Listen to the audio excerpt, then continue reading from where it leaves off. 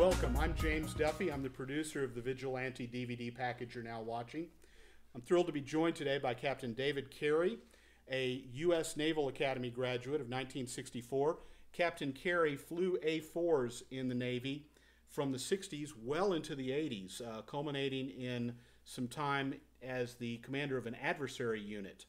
Welcome, Captain Carey. Well, thank you, James. I'm delighted to be with you today. Well, tell us a little bit about this vigilante footage we're seeing right here. Well, this particular footage right here is coming off of two cameras that are on the carrier. This one is actually embedded in the deck and looking up the glide slope.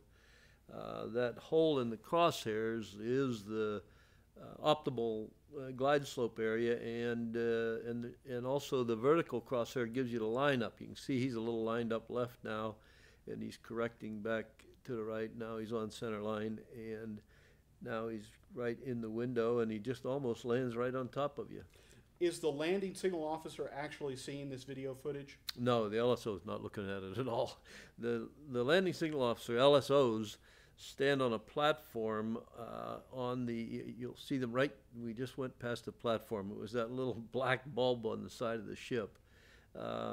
And they are strictly watching airplanes. They're not watching anything else. These two fellows are doing field carrier landing practice, and that's the LSO set up on the field. You can see the datum lights, the green datum lights back in the back left. Every aircraft carrier will be equipped with those datum lights. They are, and in the center there's a white light. It's called a meatball, and the objective is to hold the meatball between the green datum lights. If the ball goes high, you're high. If the ball goes low, you're low. And if the ball goes real low, it turns red, and you're real low. And so the way the pilots control the glide slope is by holding the meatball, the white light, in between those green datum lights. And the LSOs, they watch so many airplanes that they know where the glide slope is just looking back there. And so they can tell if the airplane's high or if it's low. They can tell the airplane's speed by the angle that it's cocked up. You know, the slower you go, the more cocked up you get, the more angle of attack you have on the airplane. And so they are watching the airplane for glide slope, airspeed, and lineup, which is all the pilot's concerned about in the cockpit. Glide speed. The pilot has similar cues in the cockpit as well. Yeah, he has an angle of attack indicator.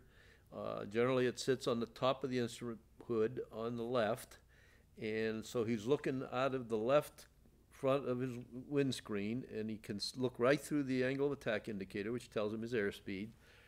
He's looking at the ball, and he's working on his lineup on the center line of the ship. And that's all they fly. They don't look at anything else. Well, when they start down, they'll generally look at a vertical speed indicator to see where they are. But once you get on the glide slope, and the closer you get to the ship, your scan is strictly angle of attack, ball, lineup, angle of attack, ball, lineup, angle of attack, ball, lineup, and you just keep scanning. That gets ingrained in the aviator after a while. Yeah. Now we have a wave off here. Yeah. This doesn't look like a wave off necessarily, that we don't have the red datum lights. Yeah, they didn't turn on the datum lights.